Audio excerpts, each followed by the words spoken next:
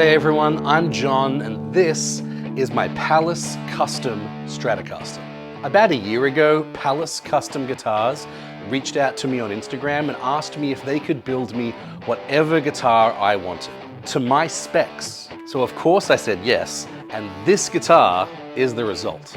I asked for a hardtail Strat style guitar with a mint green pickup and an Aztec gold finish over a 3-color sunburst finish. And I also asked them if they could relic it a bunch to make it look kind of old and beat up. But I also got an HSS pickup configuration, a flipped headstock on a fully rosewood neck. And this is what they sent me. And I think based on looks alone, this looks pretty spot on to what I asked for.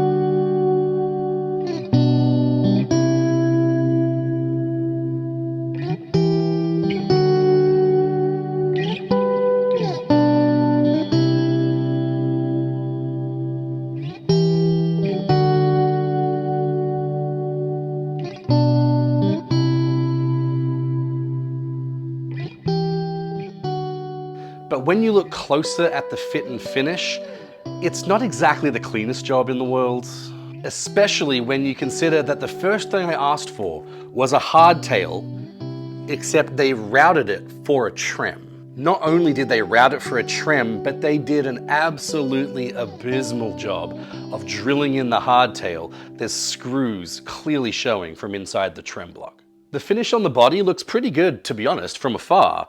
Looks pretty much for what I asked for. But when you look closer, the relic job really isn't that good. It's pretty subpar, to be honest. And, in addition to the screws, the showing screws, it's just not the cleanest cut guitar in the world, especially when you look at the mint green pickguard and just things are dirty. I don't know if it's just that they were trying to make it look old, but a lot of the hardware just looks dirty and not old. There's some paint specks on the neck. It's missing the toggle switch cap and just lots of little things.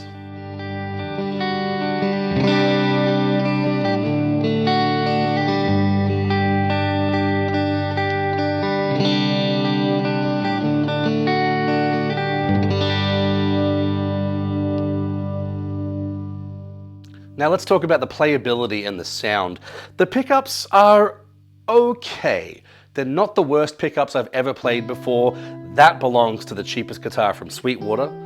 Link up in the card to see that series of videos. But they sound okay. They've got a little bit of bite, especially the bridge humbucker, as you would expect, has a little bit of bite. But honestly, they sound kind of gutless on the whole. It's either super clean or super fuzzy, and there's not a whole lot of in between, to be honest. It's pretty much what you would expect to get in a Chinese copy of a much better guitar, to be honest. The tuners are especially awful. These are just the cheapest Chinese tuners that they include on, every sub $200 guitar. But what I will say is nice is the cut of the neck. Now, this is a very thick neck. I asked for a medium C. This is more of like a D or a fat baseball bat, basically. But it's very thick. But I will say the cut of the neck and the fret edges, it feels pretty good for what it is. I'll give them that. I also like the shape of the headstock. These Fender style guitars, especially copies, are known for just ugly headstocks, but the flipped headstock with their logo, it actually looks pretty good. Overall, I would say it's pretty similar to the quality you would get in maybe a Squier Affinity series, if not maybe a hair lower in some areas, but also a hair higher in other areas. Now finally, they told me what they would charge if they made this for just a regular customer, and it was about $1,400. Considering I just compared it to a $200 guitar, yeah, this ain't cutting it. I would say it is definitely not worth purchasing one of these fully custom Chinese-made guitars, unless you can find a really reputable seller that you really trust. Honestly, instead of the $1,400 that I spent on this, you can get a lot of American-made Fenders for cheaper than that, or kind of right around there. You could even get the $850 PRS SE line, which is this guitar.